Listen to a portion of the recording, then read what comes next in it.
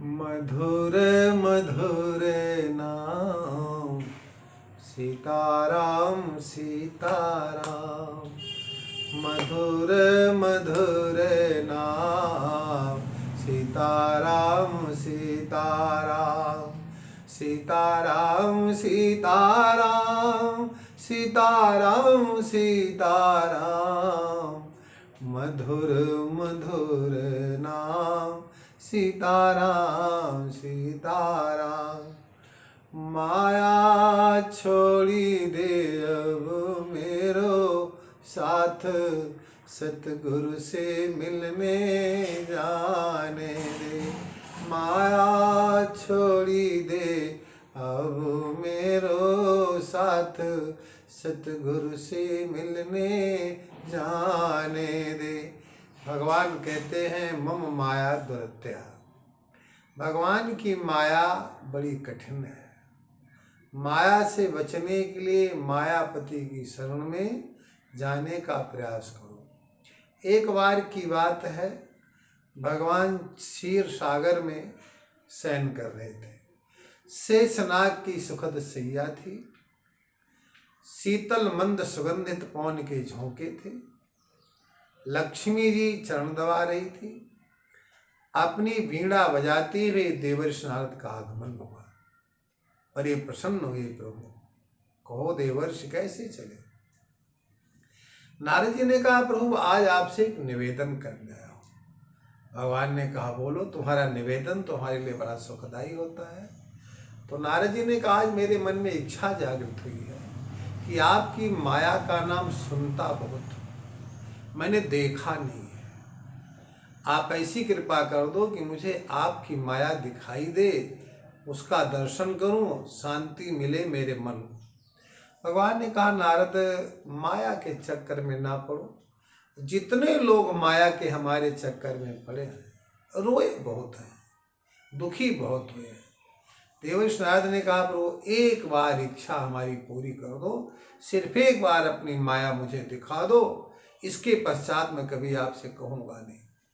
तो भगवान ने कहा अच्छा ऐसा करते हैं, चलो जा पृथ्वी लोक का भ्रमण करके आते हैं, तुम्हें वहाँ सुंदर सुंदर दृश्य देखने को मिलेंगे, मन प्रसन्न होगा, और ये तुम्हारा जो प्रश्न है हो सकता है इसका समाधान भी हो जाए। तो देवर्षि नारद भगवान नारायण के साथ चल पड़े। बड़ा सुंदर एक वन है, भगवान ने प्रवेश किया। वन की बीथिकाओं से होते हुए जब प्रभु आगे बढ़े देवर्षि नारद को साथ लेकर, तो बड़ा सुंदर एक सरोवर, सरोवर का जल बड़ा ही निर्मल, निर्मल जल में खिले हुए हैं सुंदर कमल। रंग बिरंगी मछलियां तैर करके उस सरोवर की शोभा बढ़ा रही है। नारद जी ने कहा प्रभु बड़ा सुंदर तालाब है, आप थोड़ा सा आदेश दे देते, कृपा कर देते तो मैं स्नान कर लेता। भगवान ने कहा कर ऐसा करते हैं, आपकी वीणा पीतांबर मैं ले लेता हूँ, तर पे खड़ा हो जा रहा हूँ, और आप जाकर के प्रेम से स्नान कर लो। भगवान ने नारद की वीणा और पीतांबर अपने हाथ में पकड़ लिया। नारद जी तालाब में घुसे, बड़ा सुंदर जल, शीतलता मिली शरीर को, और डुबकी लगाया। जब देवर्षि नारद ने बाहर आए तो रूपवान स्त्री बन गई। ऐसा रूप इस स्त्री का लगता था ये संपूर्ण विश्व में सबसे सुंदर स्त्री है।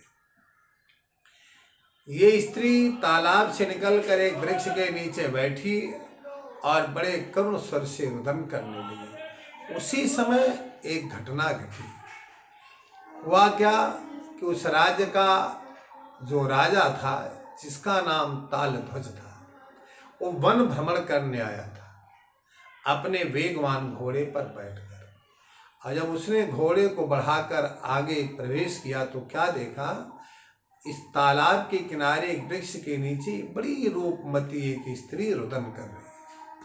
महाराज तालध्वज ने कहा देवी कहाँ से आई हो, नाम क्या है तुम्हारा, तुम्हारे माता पिता कौन है। उस स्त्री ने कहा महाराज ना तो हमें अपने माता पिता का ज्ञान है, ना हमें अपने राज्य का ज्ञान है, ना अपने घर का मुझे ज्ञान है। मुझे सिर्फ इतना ही ज्ञान है, इस तालाब से बाहर आई हूँ, यहीं बैठ के रो रही हूँ, कोई मेरा अपना दिखाई नहीं दे रहा है।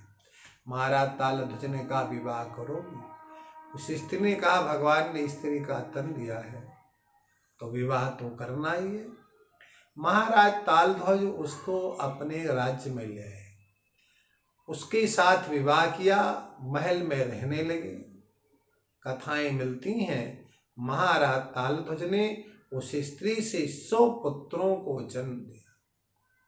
आज जब ये स्त्री 100 बच्चों की मां बन गई, बड़ा सुखी रहती थी। 100 पुत्रों का विवाह हो गया।